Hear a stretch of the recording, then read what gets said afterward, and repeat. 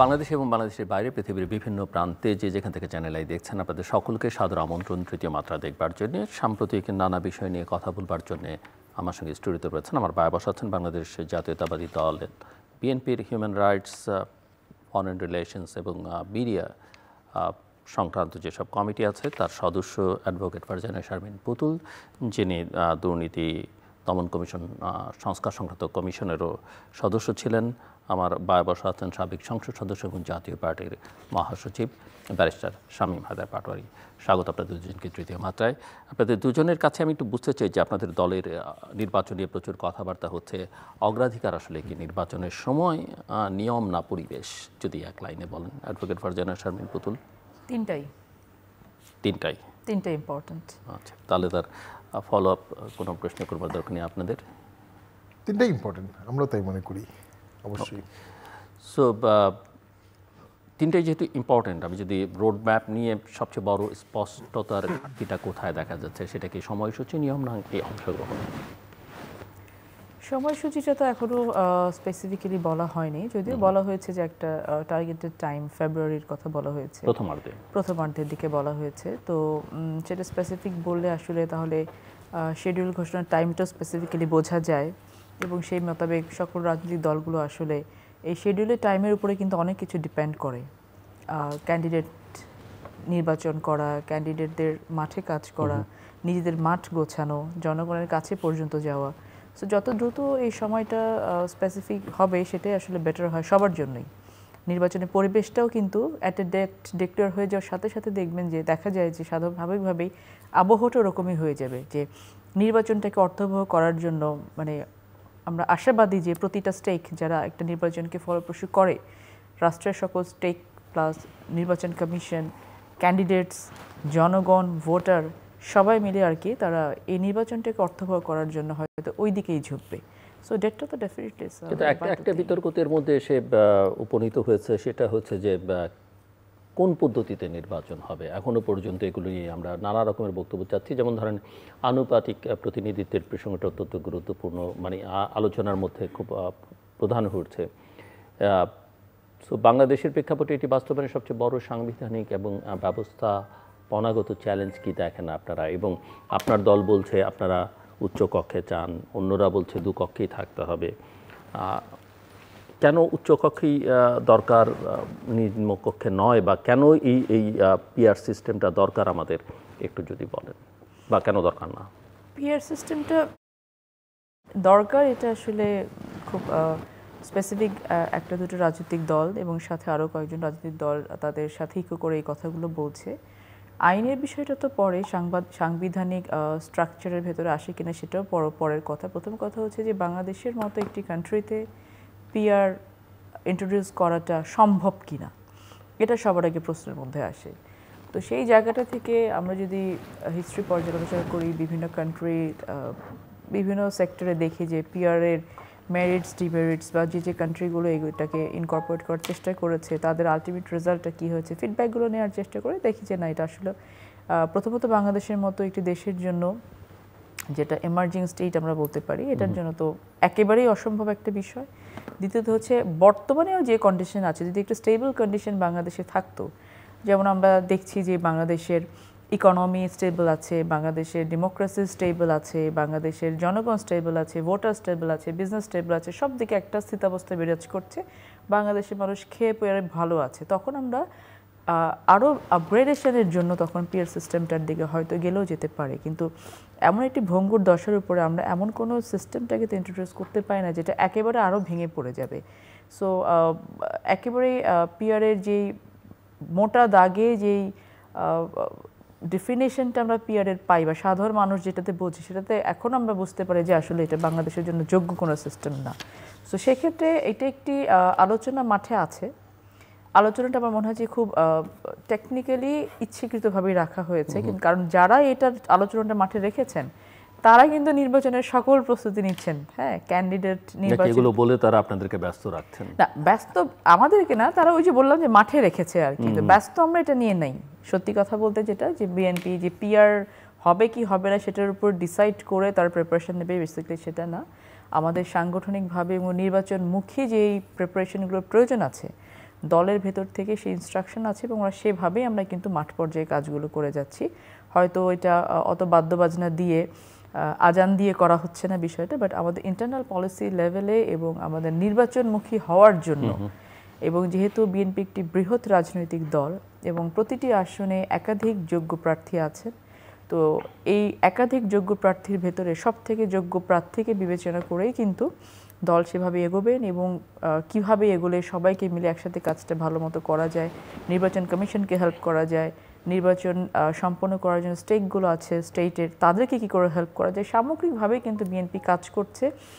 অযথা কোনো ধরনের বিতর্ককে মাঠে নিয়ে এসে আসলে পরিবেশটাকে নষ্ট করার পক্ষপাত এখন না বিএনপি। সো ব্যারিস্টার শামীম হায়দার পাটোয়ারি, একই প্রসঙ্গেও আপনার মতামত, কিন্তু একই সঙ্গে এই সংস্কার এবং কত সংস্কার, কত দ্রুত নির্বাচন, আপনাদের পজিশন কি এখনো?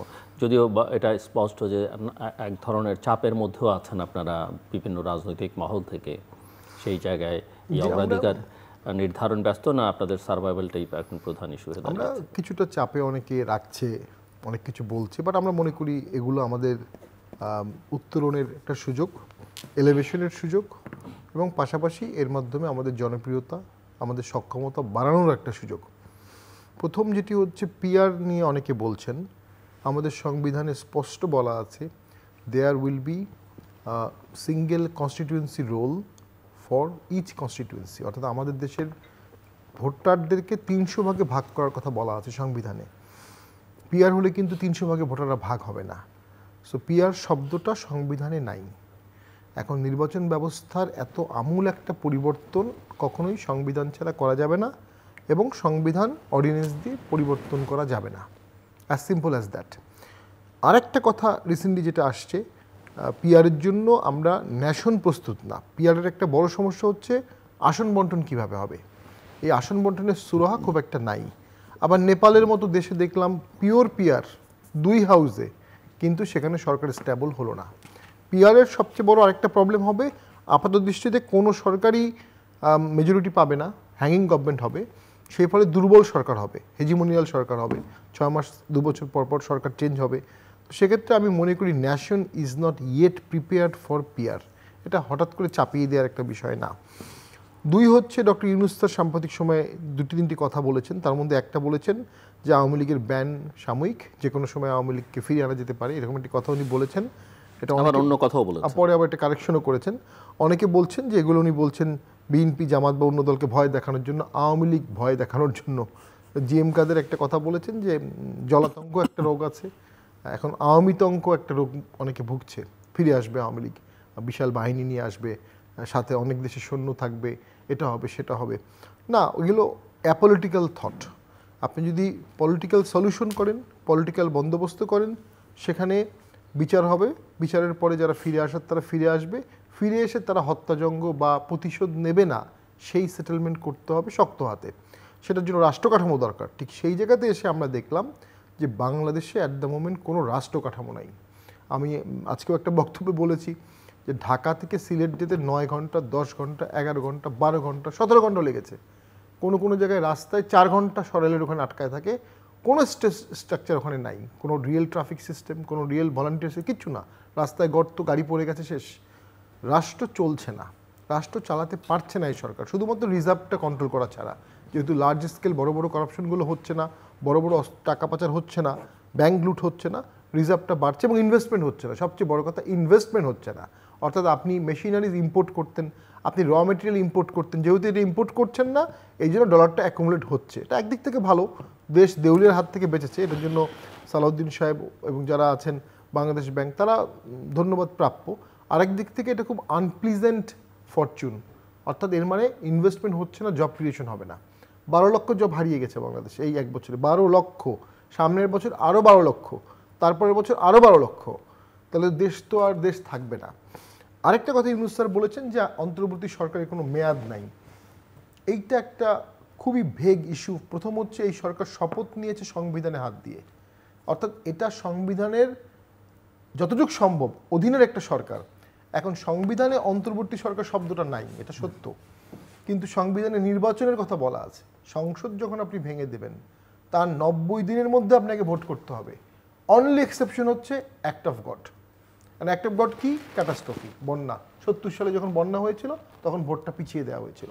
আবার আমাদের ছাকাটা ফুলচিতে যখন উপনির্বাচন হলো, যেখানে ভোট রিগড হলো, সিসি ক্যামেরা দেখে নির্বাচন কমিশন ভোটটা বন্ধ করে দিলেন, তখন এই ইস্যু আসছে, 90 দিন পার হয়ে যাচ্ছে। তখন একটা গোপন সার্কুলার করেছেন, আউয়াল সাহেব তো খুব জ্ঞানী মানুষ ছিলেন, ল খুব ভালো, উনি অ্যাক্ট অফ গড হিসেবে দেখিয়ে এটাকে আরও 3 মাস বাড়িয়েছেন, যদি ওটা অ্যাক্ট অফ গড না, ইন্টারনাল মারামারি পলিটিক্যাল পার্টি ভোট সিল মেরেছে, এটা কোনো অ্যাক্ট অফ গড না, কিন্তু উনি কভার আপ করেছেন। এখন ইউনূস সাহেবের সামনে, স্যারের সামনে একসময় কোশ্চেন আসবে, আপনারা যে 3+3 6 মাসের বেশি থাকলেন উইদাউট ইলেকশন, বা 6 মাসে ইলেকশন দিলেন না, এটার বেসিসটা কি? এটার কোনো বেসিস কিন্তু সংবিধানে কোথাও নাই। অনলি একটা বেসিস হতে পারে, কেউ চায়ও তিনি, কেউ চায়ও নেই, কিন্তু মানে ইন্ডিভিজুয়াল 2-4 জন ব্যতিক্রম যারা মানে এটাকে কভার আপ করা উচিত ছিল যে কোনোভাবেই হোক। অনলি হচ্ছে তার নিউ সরকার যারা আসবে তারা এসে একটা ভূতাপেক্ষিক র্যাটিফিকেশন দিবে যে বিগত এই সময় থেকে এই সময় যে সরকার ছিল তাদের কার্যক্রমগুলো বৈধ। ঠিক একইভাবে সেনাপ্রধানরাও দিত, ঠিক একইভাবে 111-এর পরে আওয়ামী লীগ এসে দিয়েছে, ওই একই ধারায় চলে গেল।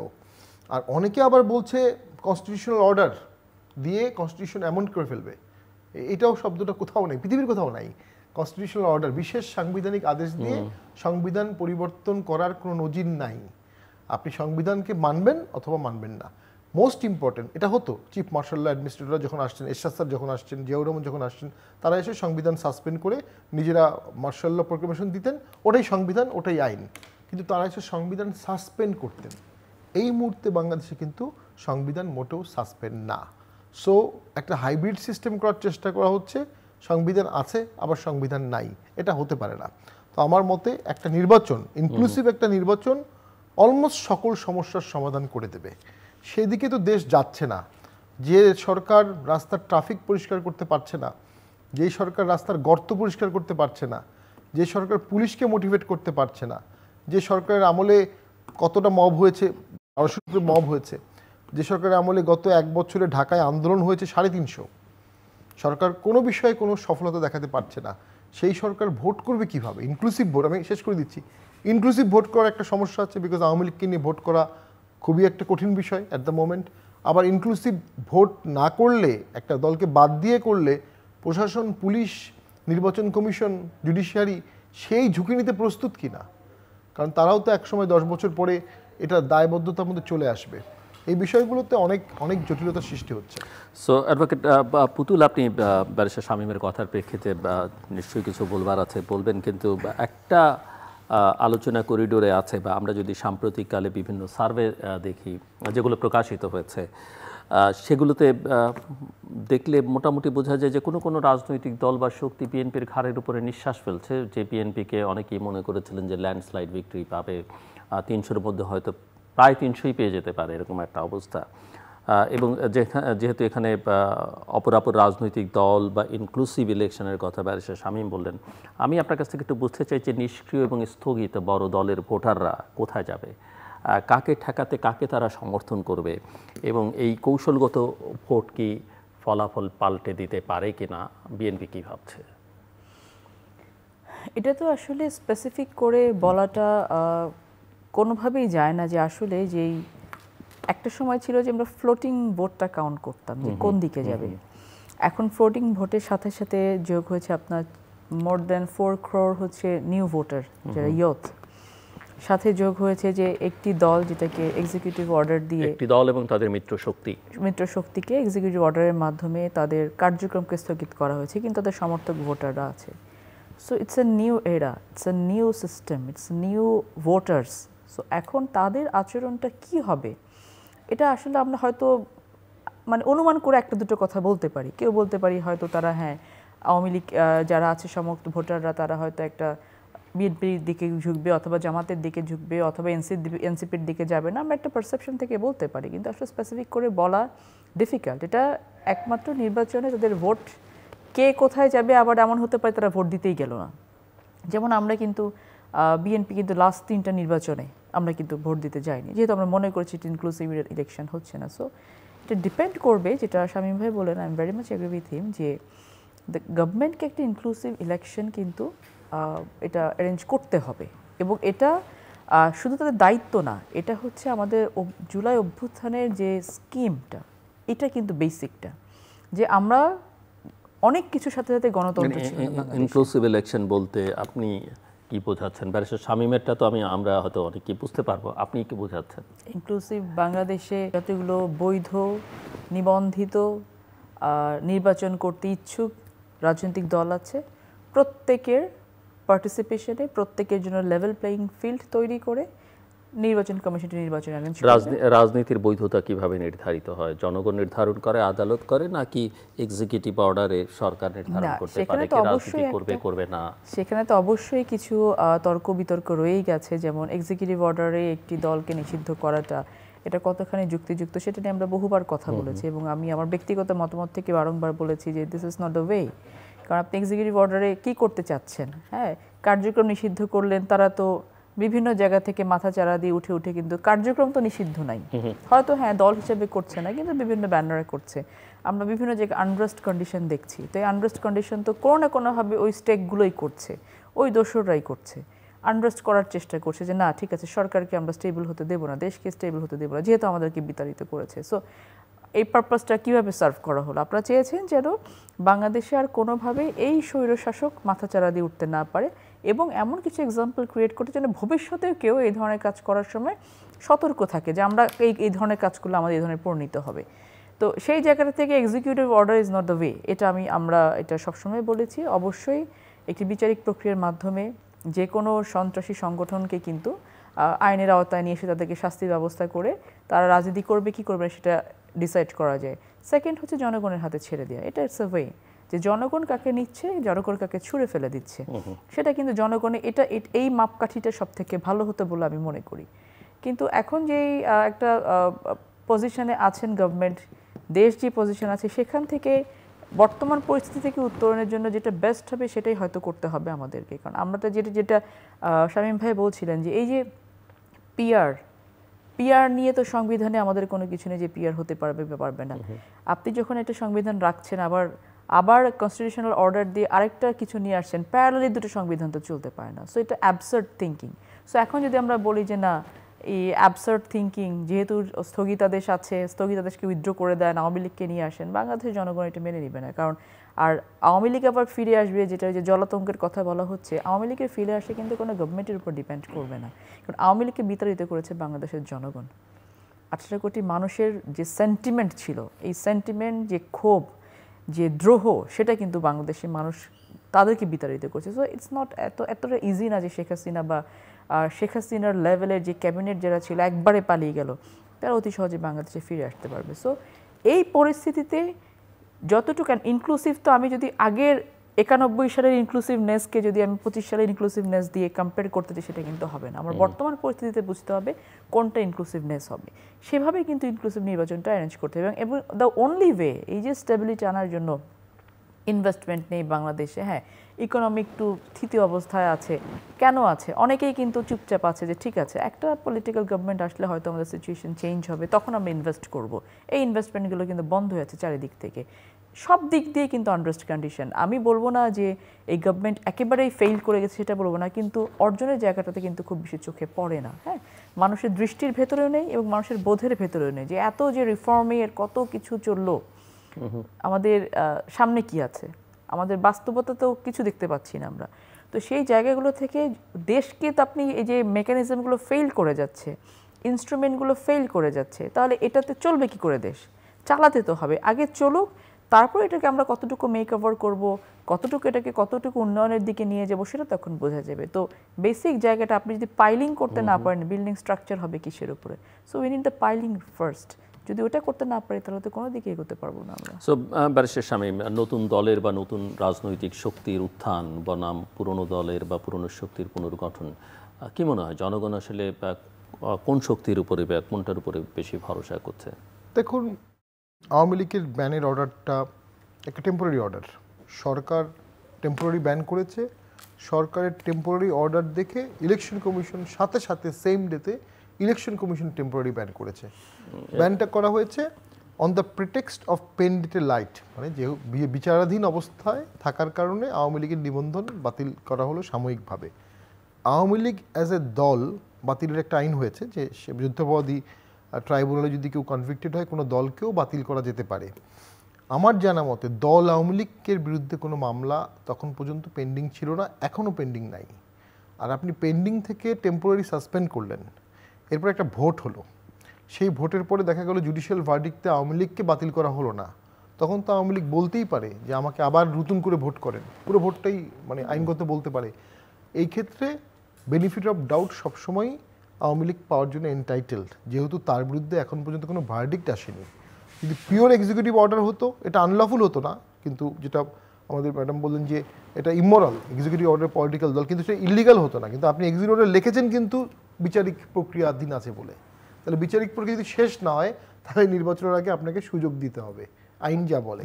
আরেকটি প্রবলেম হচ্ছে এখন পর্যন্ত আওয়ামী লীগের বিরুদ্ধে কোনো মামলা হয়নি, যে মামলাটি চলছে যেটা রায় হতে পারে সেখানেও আওয়ামী লীগ চার্জশিটে অ্যাজ এ পার্টি তারা অভিযুক্ত পার্টি না। এখন জজ সাহেব বিয়ন্ড চার্জশিট, বিয়ন্ড এফআইআর গিয়ে অনেক কিছু আদেশ দিতেই পারেন, তার সে এখতিয়ার আছে, সেটা প্রশ্নবিদ্ধ হবে। নাও বাংলাদেশের মানুষের অনেকগুলো গুণ আছে। ট্রাকোনিয়ান পাকিস্তান আর্মিকে হারাতে পেরেছে, 24 বছরে দুবার স্বাধীন হয়েছে, এবং মুসলিম কান্ট্রি হয়েও যখন আমাদের অন্যায় করা হয়েছে, স্বাধিকার দেওয়া হয়নি আমাদেরকে যখন ভোটাধিকার নেওয়া হলো, আমাদের জয়ী প্রার্থীকে শপথ করানো হলো কিন্তু সংসদ বসতে দিল না 71-এ, তখন দেশের মানুষ কিন্তু তাদের মুসলিম ব্রাদারদের বিরুদ্ধেই যুদ্ধ করতে হেজিটেট করেনি, তারাও আমাদেরকে মারতে হেজিটেট করেনি। লড়কেলেঙ্গে পাকিস্তান যারা বললো তারাই আবার কিন্তু বাংলাদেশ স্বাধীন করলো, একটা বড় অংশ, কিছু ডেভিয়েশন সহ। তো যখন বঙ্গবন্ধুকে অ্যান্থনি মাস্ক্রেন জিজ্ঞেস করলো তোমার স্ট্রেংথ কী, বললো আমার পিপল। তোমার উইকনেস কী, বললো আমার পিপল। তোমার উইকনেস কেন? এদেশের মানুষ খুব ফ্রিকেল, খুব ভুলে যায়, এবং বর্তমানের ক্রাইসিসগুলো তারা বেশি চোখে দেখে। বিপুল একটা আন্দোলন হলো, সবাই অংশগ্রহণ করলো, সেই অংশগ্রহণের পরে যে সরকারটা হলো সেই সরকার জনগণকে ডেলিভারি দিতে পারলো না। প্রথম হচ্ছে সততা দিতে পারলো না, বিপ্লবীরা সৎ থাকলো না, কি দুঃখজনক। এমন একটা কাঠামো তৈরি করা হলো যারা খুব ইয়াং ছেলে পেলে, দ্রুত এদেরকে বলগাহীন ক্ষমতা দিয়ে দুর্নীতি করার একটা সুযোগ করে দেওয়া হলো। And power corrupt absolutely, absolute power corrupt absolutely. যারা এই সরকারের মেটিকুলাস ডিজাইন করেছে তার বোঝা উচিত ছিল যে মন্ত্রী যদি হয়ে যায় এই কম বয়সে কোনো ছেলে, তার প্রচুর অফার চারদিকে আসবে, সেখান থেকে নিজেকে সরাতে পারবে না, এটা খুব কঠিন কাজ, তাকে মন্ত্রী করা ঠিক হয়নি, প্রথম কথা। দ্বিতীয় কথা হচ্ছে যে এই সরকার ডেলিভারি দিতে পারলো না, রিফর্ম করতে পারলো না। আপনি প্রথমে বলছিলেন সংস্কার, জাতীয় পার্টিকে বাদ দেওয়া হয়েছে, আওয়ামী লীগকে তো আইনগতভাবেই বাদ দিয়েছে। কত পার্সেন্ট লোক নিয়ে সংস্কারটা হচ্ছে, কিভাবে এটা টেকসই হবে? বাংলাদেশে এর আগে যতবার রিফর্ম হয়েছে, 71-এর পরে হয়েছে, 91-তে হয়েছে, মানে এই প্রেক্ষাপটগুলো দেখলে কখনই কিন্তু এত বিপুল পরিমাণ লোকের দলদেরকে বাদ দিয়ে রিফর্ম করা হয়নি। প্রতিবারই কিছু লোক বাদ ছিল, কিন্তু 91-তেও জাতীয় পার্টি রিফর্ম মেনে নিয়েছিল। তার বিরুদ্ধের যে মতবাদগুলো সেখানেও সে পার্টিসিপেট করেছে এবং মেনে নিয়েছে, ঠিক আছে আমার বিরুদ্ধে তাও আমি মেনে নেব। এখন তো একটা বিশাল প্রসেস বাদ দিয়ে করা হচ্ছে, যদি সেটাই করা হয় তাহলে সেই রিফর্মটা টেকসই হবে না। এই সরকারে প্রচুর এনজিওর লোক আছে, অনেকে বলে এনজিওগ্রাম সরকার, সিভিল সোসাইটির শীর্ষস্থানীয় লোকজন আছে, একদম সারা জীবন সৎ, অনেস্ট, দক্ষ, শক্ত ভাষায় সরকারকে কথা বলেছে, স্যালুটেবল। কিন্তু তারা নিজেরা যখন মন্ত্রী হলো তারা কিন্তু যে রিফর্মগুলোর কথা সারা জীবন বলেছে সেগুলো করতে পারলো না। একটা বিশাল ন্যাশনাল লস হয়ে গেল। ভবিষ্যতে যে সরকারই আসবে, এনজিওর লোক আর সিভিল সোসাইটির লোক সেই সরকারকে আঙুল তুলে বলতে পারবে না যে আপনারা এই রিফর্মগুলো কেন করছেন না, কারণ তখনই মন্ত্রী রিপ্লাই দিবে আপনারা তো সরকারে ছিলেন 1-1.5 বছর, আপনারা কেন করেননি। এই যে আপনারা কেন করেননি এই অ্যান্সারটা কেউ দিতে পারবে না, মানে এই সেক্টরের লোকজনরা আছে। এই লসটা ন্যাশনাল একটা লস হয়ে গেল, সিভিল সোসাইটি ফেল। 111 যদি আমরা দেখি, ম্যাসিভ রিফর্ম হয়েছে, ম্যাসিভ, কী পরিমাণ রিফর্ম হয়েছে 111-এ, অবিশ্বাস্য। এই ক্ষেত্রে আমি মনে করি প্রথম থেকে এই সরকার is pre design to failed. সরকার যখন বুঝে ফেলেছে যে আমি 5 বছর থাকতে পারবো না, 10 বছর থাকতে পারবো না, সরকার আগ্রহ হারিয়ে ফেলেছে। এই সরকার came up for some collateral purpose, অন্য কোনো পারপাস ছিল যেটা আমরা জানি না, বুঝতে পারি না, এবং তারা দেশের উন্নয়ন করা, দেশকে ভালো করা, দেশের রাস্তাঘাট ঠিক করা, দেশের মানুষের মানসিকতা উন্নয়ন করা, ম্যাসিভ মুভমেন্ট করে দেশকে মোবিলাইজ করা, এইটা তারা পারেনি। আর রিসেন্টলি যেটা ঘটছে, পৃথিবীতে অনেক দেশে সরকার আউস্ট হয়েছে, আওয়ামী লীগও আউস্ট হয়েছে, অস্বীকার করা যাবে, পালিয়ে গেছে, কিন্তু পালিয়ে যাওয়ার পরেও তারা বিদেশের মাটিতে যেভাবে ফিরে আসছে এটা কিন্তু সাদ্দাম গাদ্দাফির ক্ষেত্রে হয়নি। এইটা ইঙ্গিতবাহী। অর্থাৎ ওই যে বললাম মানুষ ভুলে যাচ্ছে যে আওয়ামী লীগের লোকজনরা শেখ হাসিনার বিরুদ্ধেই রাস্তায় নেমেছিল, কারণ ছাত্র মারা হয়েছে। এখন তারা দেখলো যে ওই ছাত্ররা দুর্নীতি করলো, ওই ছাত্ররা মানুষকে মারলো, 32 নম্বরে বাড়ি গুড়িয়ে দিল, ন্যাচারালি তাদের একটা অংশের মনে হচ্ছে এটা একটা ডিজাইন ছিল শেখ হাসিনাকে সরানোর, তারাও সেই ডিজাইনে চলে গেছে। এদেশের অসংখ্য মানুষ এখন মনে করছে যে পুরো বিপ্লবটাই ছিল সাজানো শেখ হাসিনাকে সরানোর জন্য। তো তারা যেখানে আন্দোলন করেছে তারা এখন আবার কাউন্টার আন্দোলন করতে রেডি হচ্ছে আস্তে আস্তে আস্তে। এই সরকারের সেফ এক্সিট প্রবলেমে পড়ে যাবে তখন। কারণ যখন আপনি সংস্কার করতে পারলেন না, সুষ্ঠু ইনক্লুসিভ ভোট করতে পারলেন না, আপনাকে পরবর্তী লেটারের ট্রানজিশনটা কে দেবে? দিতে পারে বিএনপি একমাত্র। সেই বিএনপির সাথেও এই সরকারের খুব আত্মিক সম্পর্ক আছে এমনটি মনে হয়। এই সরকার এখন খোলামেলাই বলতে পারি প্রথম থেকে জামাতকে তার অত্যন্ত কাছের বন্ধু ভেবেছে। এনসিপি তো এই সরকারই টোটালি। বিএনপিকে তারা প্রথম থেকেই কিছুটা দূরত্ব রেখেছে, যে কারণে 3 জন গেলে সেখানে একজন বিএনপি থাকে। এই যে ডক্টর ইউনূস স্যার 3টা দলের 6 জনকে নিয়ে গেলেন, বিএনপি 2 জন, মানে এনসিপিও 2 জন, জামাতও 2 জন। বাকি বিপ্লব ধরে নিলাম বিপ্লবের সরকার নিয়ে উনি যাচ্ছেন, বিপ্লবের বাকি দলগুলো কি হলো? জোনায়েদ সাকির কি হলো? তারেক সাহেবের কি হলো? আম পার্টির তো আরও তো 50, 60, 30টা দল আছে যারা আন্দোলন করেছে, আপনার সবাইকে নিয়ে যেতে হবে। তার মানে আপনি নিরপেক্ষ না, আপনি নিরপেক্ষ না, আপনি নিরপেক্ষ না, আপনি নির্বাচনের জন্য যে নিরপেক্ষ দরকার তা না, আপনি একটা সাইডের সরকার।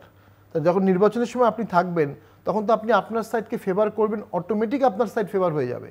তার একটা নির্বাচনকালীন সরকারের প্রথম যে কাজ তার নিরপেক্ষ নির্দলীয় নির্বাচনকালীন সরকার। যদিও এটার নাম এরকম না, অন্তর্বর্তী সরকার, কিন্তু যদি ভোটের দিনে এই সরকার থাকে তাকে নিরপেক্ষতা দেখাতে হবে। সেখানে এই সরকার আটারলি অ্যান্ড মিজারেবলি ফেল করেছে। সো ব্যারিস্টার শামীমের কথা শুনছিলেন আপনি, এবং নির্বাচন রাজনীতি নিয়ে আমরা কথা বলছি, কিন্তু এর বাইরে গিয়ে যদি একটু চিন্তা করি যে মানুষের আসলে প্রধান উদ্বেগ কী? আইন শৃঙ্খলা, দ্রব্যমূল্য, কর্মসংস্থান, মাঠের পর্যবেক্ষণ আসলে কি বলে? নাকি মানুষ আসলে এখন নির্বাচনের দিকেই তার প্রধান নজর? না, মানুষের যে মেইন কনসার্নটা এখন নির্বাচনের দিকে, বিষয়টা কিন্তু সেরকম না। দ্রব্যমূল্য ইটস এ বিগ কনসার্ন, সাথে সাথে জবলেসনেস, মানে বিশাল একটা ইয়ুথ তারা একেবারেই কাজ শূন্য হয়ে বসে আছে। ব্যবসায়ী সেক্টরে যারা মিড লেভেলের ব্যবসায়ী তাদের ধস, ইনভেস্টমেন্ট নেই বাংলাদেশে, সব দিক দিয়ে কনসার্ন কিন্তু সব জায়গাতেই। এখন সাধারণ মানুষ, মিড লেভেল এবং ক্ষুদ্র ব্যবসায়ীরাও সব একেবারে ধস নেমেছে, এবং সবার কনসার্নটা হচ্ছে এখান থেকে আমাদের উত্তরণ দরকার। এটা খুবই অবভিয়াস যে বর্তমান যে সরকার আছে তাদের প্রতি আস্থা, বিশ্বাস, প্রত্যাশা 3টা ছিল আকাশচুম্বী। কারণ আমরা মনে করেছিলাম, বা সাধারণ জনগণ যেটা মনে করেছিল, যে শেখ হাসিনা পালিয়ে গেছে, আমরা বোধহয় এখন বেস্ট পেয়ে যাব। সো একটা আকাশচুম্বী একটা প্রত্যাশা নিয়ে যখন আমরা দেখেছি, বা সাধারণ জনগণ দেখেছে, দেখার পরে যখন দেখেছে যে না, এই সরকার আসলেও কন্ট্রোলিং পাওয়ারটা অনেকাংশেই তাদের কাছে গ্রহণযোগ্য বলে মনে হয়নি সাধারণ জনগণের কাছে। যে না, তারা তো অনেক কিছুদের বিয়ন্ড কন্ট্রোল থাকছে, তারা দুর্নীতিকে কন্ট্রোল করতে পারছে না, তাদের ক্যাবিনেটের অনেককে নিয়ে প্রশ্ন আসছে, তারা প্রশ্নবিদ্ধ হচ্ছে, তারপরে আইন শৃঙ্খলার পরিস্থিতিতে উন্নতি ঘটাতে পারছে না।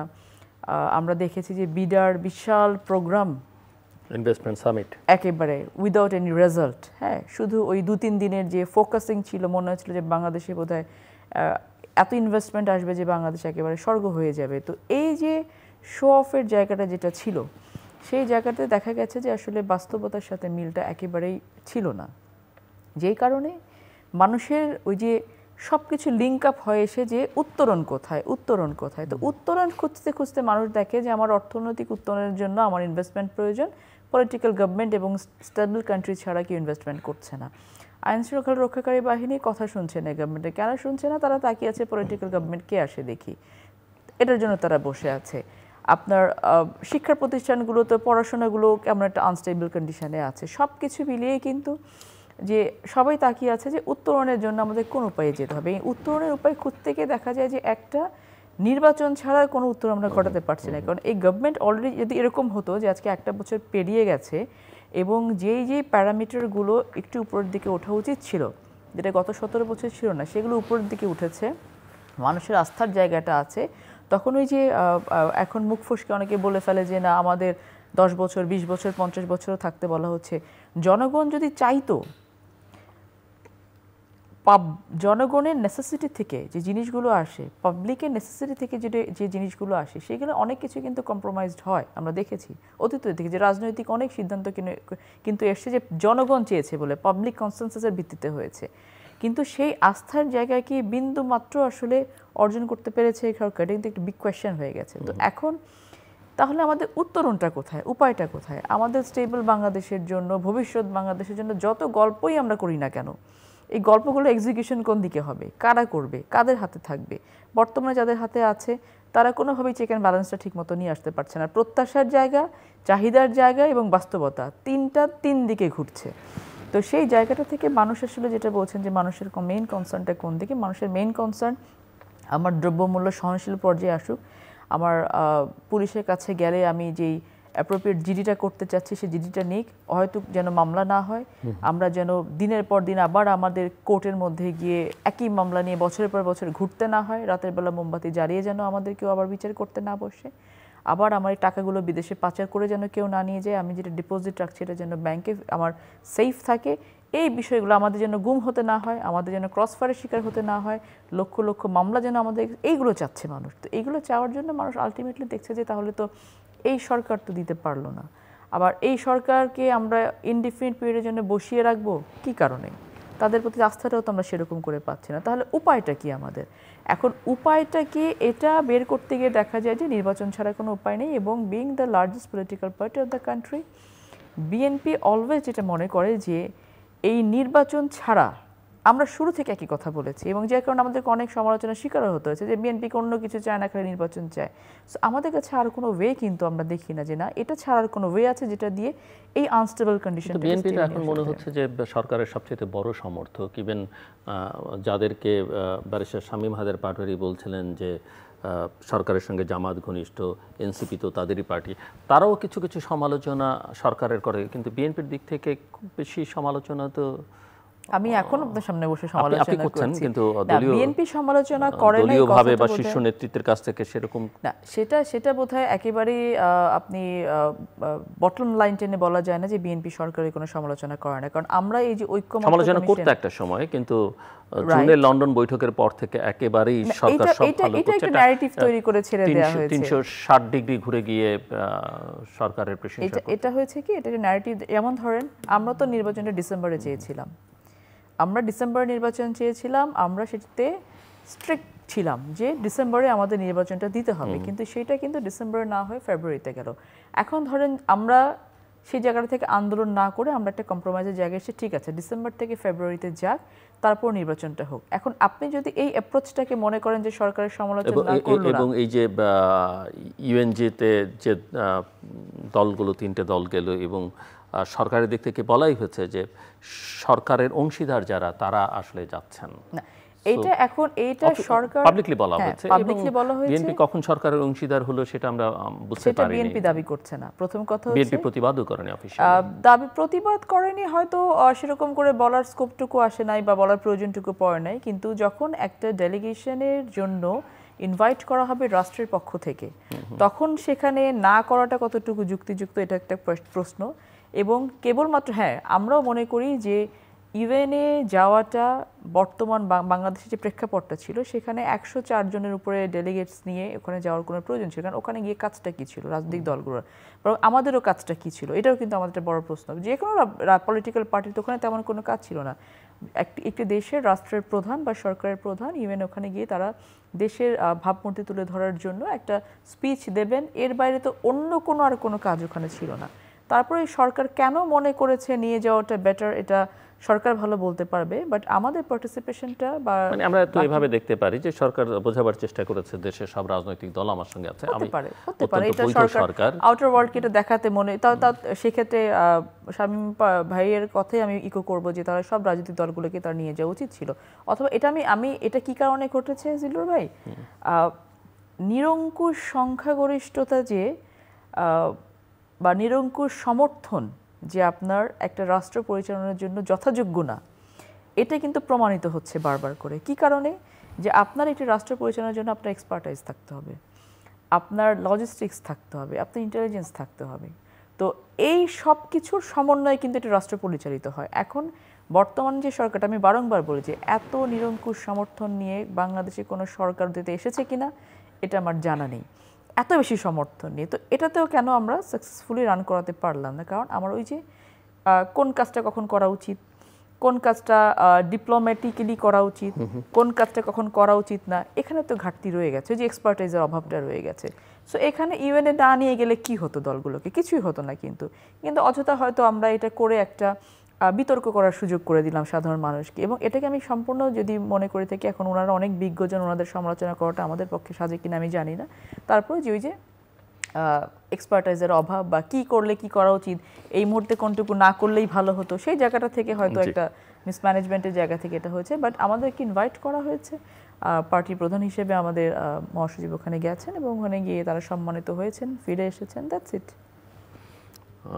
ব্যারিস্টার পাটোয়ারি, আমরা মানুষের উদ্বেগ নিয়ে কথা বলছিলাম এবং আমি যদি এই চেষ্টা বিদ্যুৎ, জ্বালানি এবং ডলারের যে চাপ দেখি আমরা, সেটা নির্বাচনের আগে বাস্তবসম্মত কি কি ধরনের বা দ্রুত সমাধান বলতে জানতে চাইলে আপনি কি? দেখুন, নির্বাচনের আগে দ্রুত সমাধানের সুযোগ নাই, সুযোগ ছিল এই সরকারের। আমরা ভেবেছিলাম ডক্টর ইউনূস স্যার আসলে প্রচুর ফরেন ইনভেস্টমেন্ট আসবে, প্রচুর ফরেন স্কলারশিপ আসবে, প্রচুর ফরেন, কারণ উনি ইন্টারন্যাশনালি এত রেপুটেড, ওনার ওই অফিসটা দেশের স্বার্থে অনেক কাজে লাগতে পারত। বিদেশে প্রচুর মানুষ যাবে, জাপানের দরজা খুলবে, অনেকগুলো জায়গায় যাবে, সেগুলো হয়নি। অর্থনীতিতে রিজার্ভটা বেড়েছে, এটা একটা সাফল্য, এর বাইরে কোনো সাফল্যই আসলে নাই। ইউএনএ যারা গেছেন সরকারের বাইরে যেতে পারেন, আগের প্রধানমন্ত্রীরাও নিয়ে যেতেন সাংবাদিকদের, তার দলের সাংবাদিক, দলের অনেককে নিয়ে যেতেন, এমপিদেরও নিয়ে যেতেন। তো সেখানে আসলে স্টেট অ্যাক্টরের বাইরে বাকিদের ভূমিকা খুবই নগণ্য। হয়তো বা কোনো সাইড ইভেন্টে প্যানেলে থাকা যেতে পারে বা অন্য কিছু। সেক্ষেত্রে এনাদের যাওয়াটা খারাপ কিছু না, দেশের অনেক টাকা খরচ হলো। মূলত ইলেকশনের ছক, আসন ভাগাভাগির জন্যই তিনটি দলকে উনি নিয়ে গেছেন এমনটা আমার মনে হচ্ছে। এটা এক্ষেত্রে সেটা হয়েছে বলে মনে হয়? আমরা তো সেটা বলতে পারবো না, আমার মনে হয়নি এটা হয়েছে। এক্ষেত্রে দুটি প্রবলেম ঘটেছে। একটা হচ্ছে এই সরকারের মানে খুব সাধের এনসিপি আসনের হিসাব মিলাতে পারছে না। সেটা সাকিব আল হাসান বলেছেন যে 5টা আসন এনসিপি যদি পায় তাহলে সে আর জীবনে কোনোদিন আসবে না। পেতে পারে, 5টা বেশিও পেতে পারে, যদি বিএনপি জামাত মিলে তাদেরকে সমর্থন দিয়ে দেয়। তারা একক ভোট করলে একটি আসনও জিততে পারবে না। জামাতের সহযোগিতায় 2-1টি জিততে পারে, আর বিএনপি জামাত মিলে তাদেরকে অনেক আসনে পাশ করাতে পারে। এর মধ্যে যে প্রবলেমটি ঘটেছে, তাদের অনেকেই বিতর্কিত হয়ে গেছে। ভোটের আগেই যারা বিতর্কিত হয়ে যায় তাদের পক্ষে ভোটের ঢল নামানো খুবই কঠিন, হার্ডকোর দলীয় ভোট ছাড়া। বিএনপি ডিসেম্বরের ভোটের কথা বলেছিল, এর আগে আপনার টকশোয় বলেছিলাম যে আওয়ামী লীগের ব্যানের 2 দিন বিএনপি চুপচাপ থাকার কারণে রাজনীতির নিয়ন্ত্রণ বিএনপি হারিয়ে ফেলেছে। ডিসেম্বর থেকে ফেব্রুয়ারিতে নিয়ে যাওয়ার আসলেই যৌক্তিক কারণটা কি? আমি তো কোনো যৌক্তিক কারণ পাই না। বাংলাদেশে তো ডিসেম্বর, জানুয়ারি আর ফার্স্ট হাফেই ভোটগুলো হয়।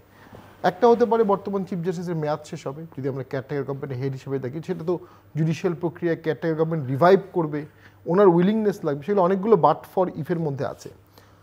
ডিসেম্বর থেকে ফেব্রুয়ারিতে নেওয়ার পিছনে একটাই কারণ ছিল আমার ধারণা, যে কোনো কারণে ফেব্রুয়ারিতে ভোট না হলে ভোটটা আবার ডিসেম্বরে চলে যাবে, কারণ ফেব্রুয়ারির পরেই হচ্ছে রোজা। আরেকটা কারণ হচ্ছে ডিসেম্বর পর্যন্ত বিএনপি কিন্তু আর কোনো মুভমেন্ট, হুঙ্কার দিতে পারবে না টোটালি। তো যে মোমেন্টামটা বিএনপি তুলেছিল, সেটা অ্যামেজিং মোমেন্টামটা করেছিল, সেটা 1 সেকেন্ডে নিভে গেল। 2, ডিসেম্বরের মধ্যে অনেক কিছু ঘটবে, তার মধ্যে হচ্ছে জাকসু ইলেকশন এবং অন্য যে ইলেকশনগুলো হবে, প্রায় সবগুলো ইলেকশনেই শিবির ভালো করবে, সবগুলো ইলেকশনেই শিবির আশাতীত ভালো করবে। ফলে প্রতিটি জিনিসই বিএনপির উপরে স্নায়ু চাপ করবে, ভোটারদের উপরে স্নায়ু চাপ করবে, জাতীয় নির্বাচনে এটা কিছুটা চাপ ফেলবে। তো এইখানে একটা ডিজাইন করা হয়েছে যেন বিএনপির বার্গেনিং পাওয়ার কমে আসে, অথবা বিএনপির টোন সফট হয়, টোন ডাউন হয়।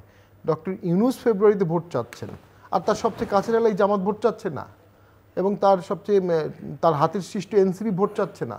এটা বিশ্বাসযোগ্য না। এটার মধ্যেও আমার মনে হচ্ছে একটা ছলাকলা খেলা হচ্ছে। ইনক্লুসিভ ভোট না হলে দেশে ইনভেস্টমেন্ট বাড়বে না কোনোভাবেই। কোনো ইনভেস্টর একটা দ্বন্দ্বময় দেশে ইনভেস্ট করে না। বাংলাদেশের এখন কয়েকটি প্রবলেম, তার মধ্যে পাহাড়ে যে প্রবলেমটি শুরু হয়েছে, এটি তো খুবই অ্যালার্মিং। এবং এটার ক্ষেত্রে স্বরাষ্ট্রমন্ত্রী যে কথাটা বলেছেন, এইভাবে তো কখনো দায়িত্বশীল ব্যক্তিরা কথা বলা উচিত না, কখনোই না। আমরা পত্রপত্রিকায় পড়েছি যে ভারতে যে খালিস্তান মুভমেন্ট হয়েছে, ভারত এটার জন্য সম্পূর্ণভাবে কানাডা এবং ইউএসএকে দায়ী করে টোটালি, এবং তারা মনে করে ভারতের অখণ্ডতা নষ্ট করার জন্য এটা করা হয়, কিন্তু পাবলিকলি তারা কখনো এটা বলেনি। ভারতের বিরুদ্ধে অভিযোগ আছে রয়্যাল লোকজন কানাডায় গিয়ে খালিস্তান মুভমেন্টের হেডকে হত্যা করে আসছে, এটা আমেরিকা অভিযোগ করেছে, কানাডা অভিযোগ করেছে। তারপরও ভারত কখনো ওপেনলি বলেনি আমেরিকা বা কানাডা এটা করছে। তো এইটা উনি বলার কারণে ফরেন পলিসিতে কিন্তু একটা ভয়াবহ একটা চিট ধরে যাবে, এবং আমাদের দুর্বলতা প্রকাশ হলো যে আমাদের দেশটা এত দুর্বল। একজন স্বরাষ্ট্রমন্ত্রী বলছে যে বিদেশি যে কোনো রাষ্ট্র এখানে যে কোনো কিছু করতে পারে, তাহলে কি রাষ্ট্র চালান আপনি 1 বছর? আপনি যে রাষ্ট্রের বিরুদ্ধে কথা বলেন সে রাষ্ট্রে কম টাকা ইলিশ মাছ পাঠান, সে রাষ্ট্রের সাথে করা কোনো চুক্তি বাতিল করেন না, আবার দেশে কখন হাঙ্গামা হলে সে রাষ্ট্র বলেন সে রাষ্ট্রের ইন্ধনই হচ্ছে। কিন্তু ব্যাপারটা অ্যালার্মিং। গত 1 বছরের ঘটনার যদি আপনি দেখেন, তার মধ্যে খাগড়াছড়ির ঘটনাটা ভয়াবহ অ্যালার্মিং। ওই জায়গাটা খুব নাজুক, খুব সেন্সিটিভ। এরপরে আরেকটা জিনিস ঘটছে বাংলাদেশে, ম্যানুফ্যাকচার হিস্ট্রির যে সেটেল জায়গাগুলো আছে সেই জায়গাগুলোকে পরিবর্তন করা হচ্ছে। তার মধ্যে 71 একটা অনেক গ্লোরিফাইড ব্যাপার, এটাকে একটা সাদামাটা করার চেষ্টা হচ্ছে যে 71 হয়েছে, 24 হয়েছে। 71 এত লোক মারা যায়নি, 71 পাকিস্তানরা মারতে চায় নাই, নতুন করে একটা মিথোলজিক্যাল অ্যাজাম্পশন নেওয়া হচ্ছে, এবং সেটার মাধ্যমে একটা ইন্টেলেকচুয়াল টেরোরিজম হচ্ছে যে 71 রেপ হয়নি। অথচ পাকিস্তানি রাইটারদের লেখা আছে, আমি পাকিস্তানি রাইটারের লেখা পড়েছি, পারভেজ হুডবি নিউক্লিয়াসের উনি বলেছে যে পাঞ্জাবিরা বাঙালিকে ছোট ভাবতো, হাফ ভাবতো, কালো ভাবতো, আনকালচার ভাবতো, পোশাক পরতে পারে না, খেতে পারে না, ওদের আমাদের সমান ভোট হবে কেন? সমান ভোট ভাবতো না। তো সেই লেখাগুলো হারিয়ে যাবে, শেষ করে দিচ্ছি। তো এই ক্ষেত্রে আমি মনে করি যে 71কেও মেলাইন করার একটা চেষ্টা হচ্ছে, এবং সাথে ইসলামিক দলগুলোর একটা রাইজ হচ্ছে। এখানে তাহের সাহেব যে কথাটা বলেছেন জামাতের নায়েবে আমির খুব সম্ভবত 50 লাখ শিবির রেডি আছে, এগুলো কি রাষ্ট্র পরিচালনার কথা? আপনি মানুষের জীবন নিয়ে বাংলাদেশ গাজা হয়ে যাবে, বাংলাদেশ কাশ্মীর হয়ে যাবে। একটি দল বা একটি মতের বা একটি সরকারের কূটকৌশলের কারণে বাংলাদেশে একটা যুদ্ধ ইনভাইট করবেন? যুদ্ধ অ্যাভয়েড করা রাজনীতি যেখানে অ্যাভয়েডেবল। অ্যাডভোকেট পুতুল, জাস্ট 30 সেকেন্ডসে যদি কিছু যোগ করতে চান, শেষ করতে হবে আমাকে। পাহাড়ের বিষয়টা নিয়ে আমি আজকে একটি ভিডিও দেখছিলাম যেখানে বলা হচ্ছে যে রেপের ঘটনাটা ঘটানো হয়েছে সেটা নাকি এখানে রেপের কোনো আলামত পাওয়া যায়নি, প্রথম কথা। আবার যে আসামি সেও নাকি ওই সময় অন্য জায়গায় অবস্থান করছিল। Definitely alarming. এবং জামাতে নায়েবে আমিরের যে কথাগুলো উনি বলেছেন, এটা কিন্তু উনি বাংলাদেশের সাথে সাথে উনি যে দেশকে ইঙ্গিত করছেন সেই দেশের যারা মুসলমান আছে তাদেরকেও একটি বড় ধরনের সমস্যার মধ্যে ফেলতে যাচ্ছেন। তো আমার কথা হচ্ছে যে জায়গা থেকে আমরা আছি, আমরা যদি আমাদের দায়িত্বের সাথে সাথে মনে করি যে আমাদের কথাগুলোকে একটু দায়িত্বশীল জায়গা থেকে বলা উচিত, সেটা আমাদের জন্য ভালো মনে হয়। কারণ আনরেস্ট করার জন্য খুব বেশি লোক লাগে না, কিন্তু গোছাতে হলে অনেক মানুষ প্রয়োজন হয়।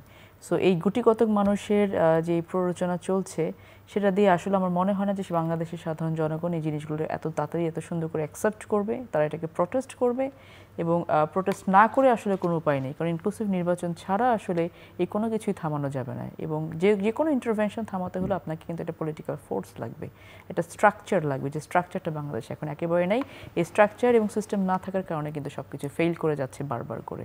সো মানুষের দোষ দিয়ে লাভ নেই, যখন আপনি সিস্টেমটা ডিস্ট্রয়েড থাকবে, আপনি সিস্টেম ডেভেলপ না করা পর্যন্ত কিন্তু আপনি কোনো কিছুকেই কোনো মানুষকে বসিয়ে সেই সিস্টেমটাকে আপনি লাইনে নিয়ে আসতে পারবেন না। So we need to develop the system first, after that আপনি মানুষকে সেখানে নিয়ে এসে কাজ করাতে পারবেন।